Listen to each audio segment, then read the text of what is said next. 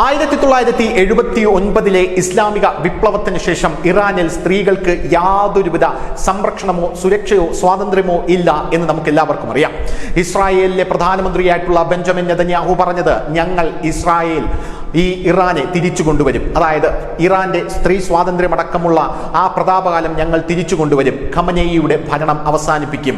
അത് എങ്ങനെയാണ് എന്നുള്ളൊരു ചോദ്യം പല ആൾക്കാരും ഉന്നയിച്ചിരുന്നു. എന്തായിരുന്നാലും ഇസ്രായേൽ ഇറാന് നേരെ ആയുധമെടുക്കില്ല എന്ന് ഇപ്പോൾ നമുക്ക് അനുമാനിക്കാം.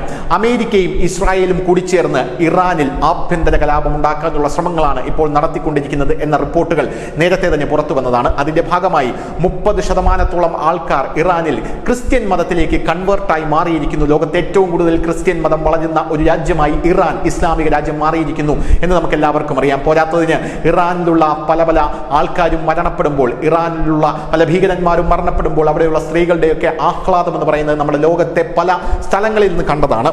ഇപ്പോഴിതാ ഇസ്രായേലിന് അടിക്കാൻ ഒരു വടി കൊടുത്തിരിക്കുകയാണ്, അല്ലെങ്കിൽ അമേരിക്കയ്ക്ക് അടിക്കാൻ ഒരു വടി കൊടുത്തിരിക്കുകയാണ് ഇറാൻ എന്ന് പറയുന്ന മത രാജ്യം. ഖമനേയി ഇപ്പോൾ പറയുന്നത് സ്ത്രീകൾക്ക് ഇനി ഒരു സ്വാതന്ത്ര്യവും ഇറാനിൽ കാണില്ല എന്നുള്ളതാണ്. വളരെ കൗതുകകരമായിട്ടുള്ള ഒരു നിയമമാണ് അവിടെ ഇപ്പോൾ പുറത്തു വന്നിരിക്കുന്നത്. പുതിയ നിയമം എന്ന് പറയുന്നത് സ്ത്രീകൾക്ക് ഹിജാബ് നിർബന്ധിതമാക്കുന്ന നിയമമാണ്. കമ്പൽസറിയാണ് ഇനി മുതൽ സ്ത്രീകൾക്ക് അവിടെ ഹിജാബ്.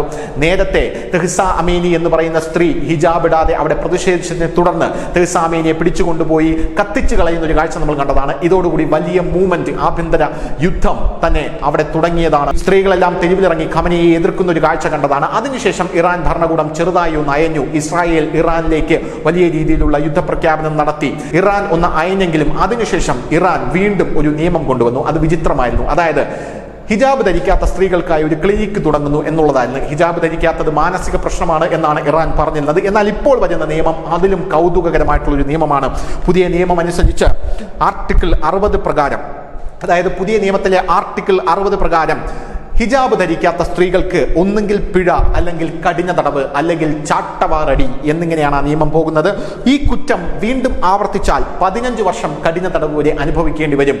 15 വർഷം കഠിന തടവ് അനുഭവിക്കാൻ താല്പര്യമില്ലാത്തവർക്ക് വേറൊരു ശിക്ഷയുണ്ട്. അത് വധശിക്ഷയാണ്. അതായത് ജീവൻ നൽകിക്കൊള്ളുക എന്നുള്ളതാണ്.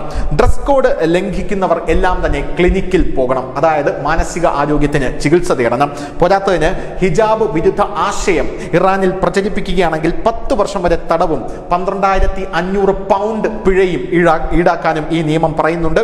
സ്ത്രീകളുടെ അറസ്റ്റ്, അതായത് ഹിജാബ് ധരിക്കാത്ത സ്ത്രീകളെ അറസ്റ്റ് ചെയ്യാൻ ഉത്തരവിട്ടിട്ടുണ്ട്.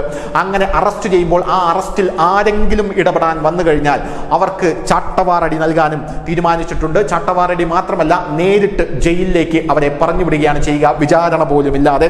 ഹിജാബ് സംസ്കാരത്തിന്റെ പവിത്രത നിലനിർത്താനാണ് തങ്ങൾ ഇത് കൊണ്ടുവരുന്നതെന്നാണ് ഇപ്പോൾ ഖമനേയി അടക്കമുള്ളവർ പറയുന്നത്. എന്തായാലും സ്ത്രീകൾ ഒന്നടങ്കം തെരുവിലിറങ്ങാനുള്ള ഒരു സാഹചര്യമാണ് നിലവിൽ അവിടെ ഉയർന്നു വന്നിരിക്കുന്നത്. പല ഭാഗത്തും പ്രതിഷേധങ്ങളെല്ലാം വലിയ രീതിയിൽ ഉയർന്നു വരുന്നു. ബെഞ്ചമിൻ നെതന്യാഹുവിന് ഇത് വലിയ രീതിയിലുള്ള ഒരു വടിയായി, അതായത് ഇറാൻ കൊടുത്ത ഒരു വടിയായി മാറുമെന്നുള്ള കാര്യത്തിൽ തർക്കമില്ല. ജനുവരി 20 ട്രംപ് കൂടെ അധികാരത്തിലേറുമ്പോൾ ഇറാന്റെ ആ പഴയ സുവർണകാലം കൊണ്ടുവരും എന്ന് പറഞ്ഞ ബെഞ്ചമിൻ നെതന്യാഹു ഈ ഒരു വിഷയത്തിൽ കയറിപ്പിടിച്ച് വലിയ രീതിയിലുള്ള പ്രക്ഷോഭം അവിടെ അഴിച്ചുവിടാൻ ശ്രമിക്കുമോ എന്നുള്ളൊരു ചോദ്യം അവിടെ ഉയർന്നു നിൽക്കുന്നുണ്ട്. പല ഭാഗത്തും ഇപ്പോൾ തന്നെ പ്രതിഷേധം പൊട്ടിപ്പുറപ്പെട്ട് കഴിഞ്ഞു. സ്ത്രീകൾ ഈ നിയമത്തിനെതിരെ, ഈ കാടൻ നിയമത്തിനെതിരെ തെരുവിലിറങ്ങുന്ന കാഴ്ച നമുക്ക് കാണാനായിട്ട് സാധിക്കുന്നുണ്ട്. വലിയ രീതിയിൽ ഇറാനിൽ പ്രക്ഷോഭം വരുന്നു എന്നുള്ള കാര്യത്തിൽ തർക്കമില്ല. വരും ദിവസങ്ങളിൽ ഈ നിയമത്തെ ചൊല്ലിയുള്ള വിവാദം ആളിക്കത്തും എന്നും നമുക്ക് അനുമാനിക്കാം. News desk, news India Malayalam.